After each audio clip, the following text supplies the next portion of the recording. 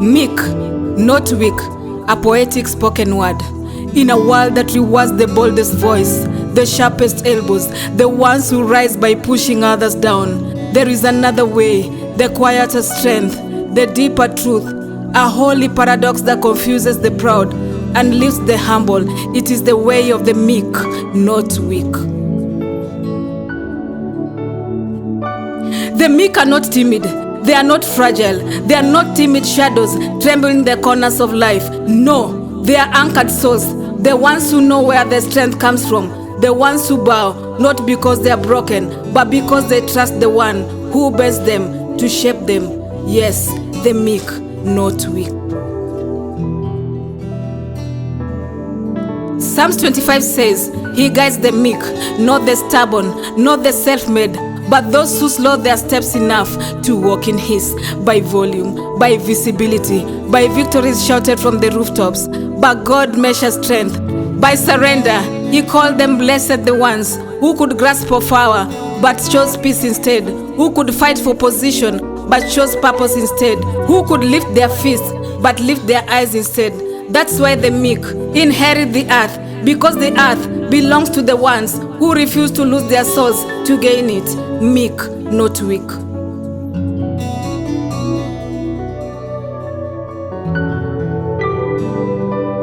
The meek are steady, they are rooted, they do not quake when the storms brag at the door.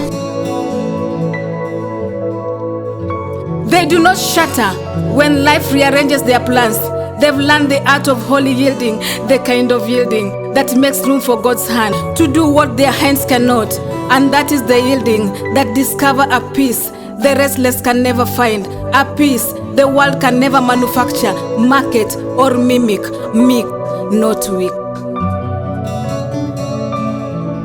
Psalms 37 calls it abundance of peace, not the lightweight kind of lose by lunchtime, but the deep, quiet, nature kind that sits in the bottom of the soul like an anchor. Sometimes the meek looks like waiting while the world sprints, like listening while the world argues, like bending while the world breaks while trying to stay rigid, like choosing gentleness in a culture drunk of outrage.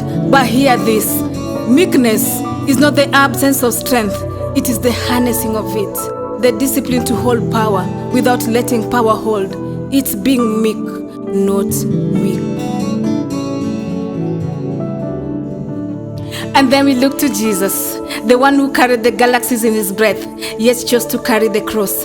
The one who could summon the angels, but chose to wash feet. The one who held all the authority, yet said, "Learn of me, because I am meek and lowly at heart." If the Son of Man walked in meekness, surely it is not weakness, but wisdom, not cowardice, but calling, not a shrinking of power, but a redefining of it. So I understand here, choosing this path, the quiet strength, the deeper peace, the hidden fire, choosing to be formed instead of flattered, guided instead of driven, led instead of lifted by the crowd, because in Him I find strength, my rest, my voice, my inheritance. Meek, not weak.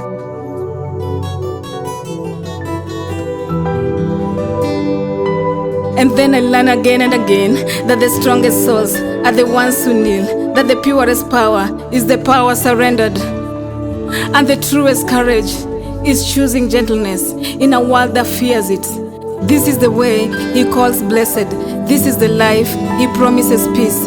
This is the strength heaven recognizes, the strength of the meek, not weak. Selah.